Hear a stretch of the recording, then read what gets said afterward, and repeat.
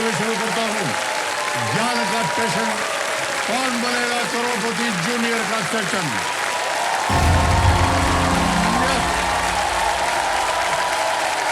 Thank you so much, thank you, thank you, बहुत बहुत धन्यवाद गायत्री साहब। बस हो गया, फिर बात करो बस।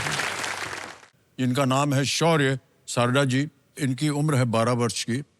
ये 7वीं कक्षा में पढ़ रहे हैं, 7th स्टैंडर्ड, अहमदाबाद गुजरात में।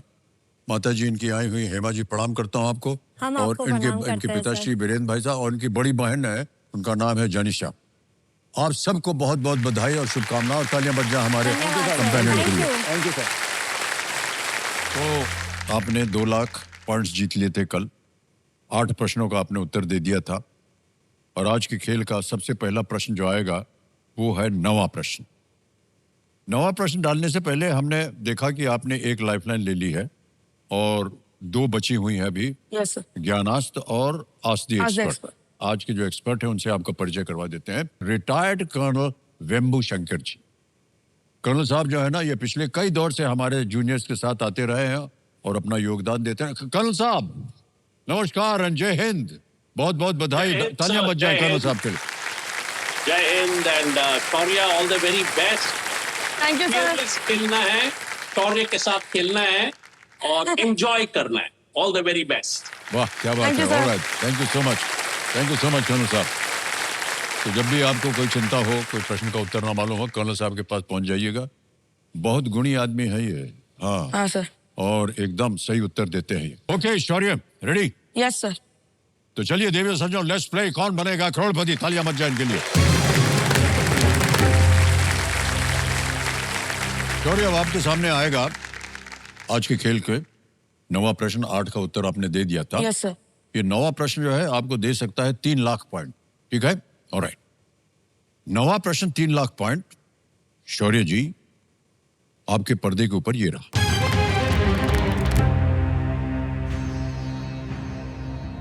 कर्नाटक के किस यूनेस्को विश्व धरोहर स्थल को अक्सर विश्व का सबसे बड़ा खुला संग्रहालय कहा जाता है? Okay. Which UNESCO World Heritage Site in Karnataka is often described as the world's largest open-air museum? Option डालता हूं आपके सामने। A, Badami, B, Mysore palace, C, Shravanabelagola, या D, हम्पी।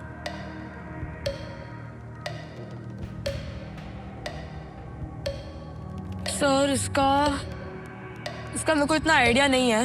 ओके, सोच लीजिए, अभी भी समय है। और ना मालूम हो तो लाइफलाइन है। सर हम्पी तो नहीं लग रहा है।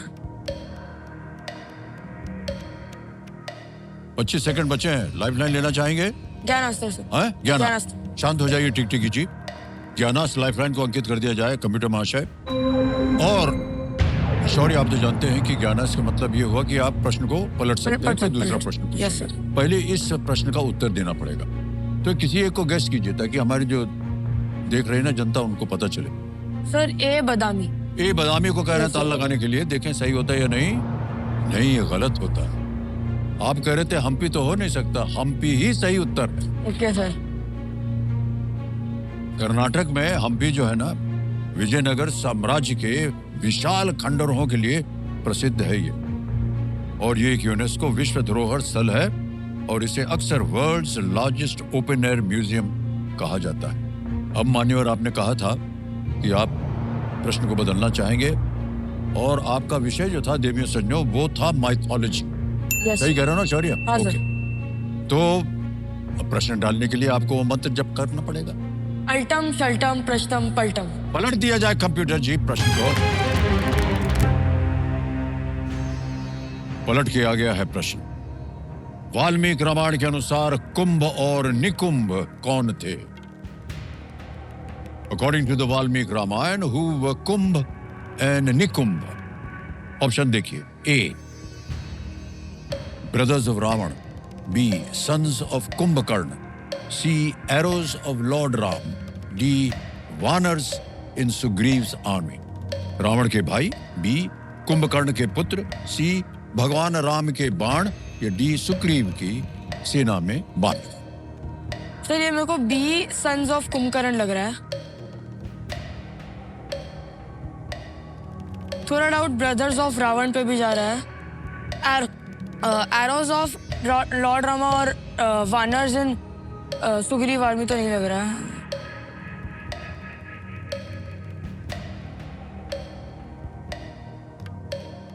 Sir be sons of Kumbhakarna पे ताला लगा दिया जाए। बी पे सोच लिया? कमेटी महाशय कह रहे हैं बी, कुंभकर्ण के पुत्र बी है, उस पे ताला लगा जाए। जीत गए भाई साहब आप।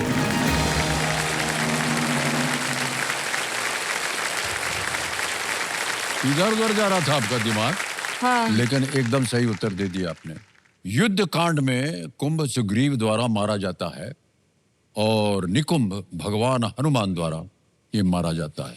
और शौर्य, अब आ रहा है आपके सामने 10वां प्रश्न, और इसका मूल्य है 5 लाख पॉइंट। ये खेल का दूसरा पड़ाव होता है। पड़ाव का मतलब एक बार इसको पार कर लिया तो निश्चित हो गया कि आप 5 लाख पॉइंट लेकर के जाएंगे। Yes sir. तो 10वां प्रश्न 5 लाख पॉइंट आपकी स्क्रीन के ऊपर ये रहा।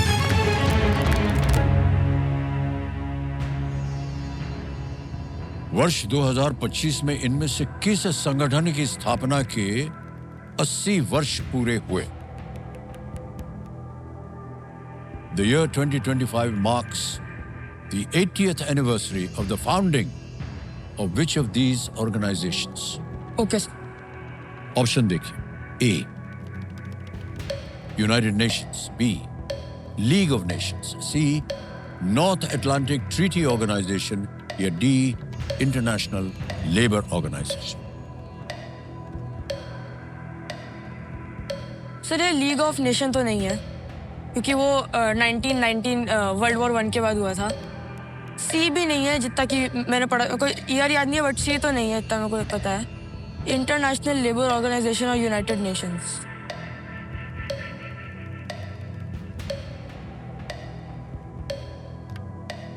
सर मेरे को ए लग रहा है, ज्यादा डाउट ए पे जा रहा है। 80% मेरे को लग रहा है ए है।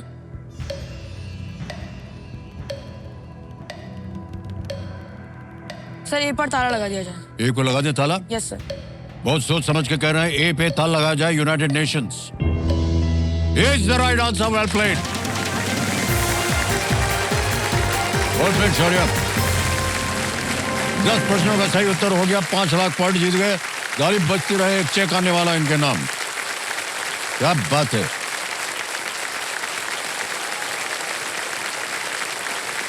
$5 lakh point. Thank you sir. बधाई बधाई बधाई आपको। संयुक्त राष्ट्र की स्थापना जो थी, यूनाइटेड नेशंस की स्थापना थी, वो 26 जून 1945 को हुई थी। इसका मुख्यालय जो है न्यूयॉर्क में है। हमको लगा कि शायद आप अनुमान लगा लेंगे। वर्ल्ड वॉर खत्म हुआ 1945 में, वहां से 80 साल अगर आप जोड़ेंगे तब आकर के वो 20 मैंने वही ले 2020 में तो -80। क्योंकि यूनाइटेड नेशंस बना ही इस विषय को लेकर कि कोई भी आगे चल के कोई विश्व भर में कोई दुविधा हो, लड़ाई झगड़ा ना हो, वर्ल्ड वॉर ना हो।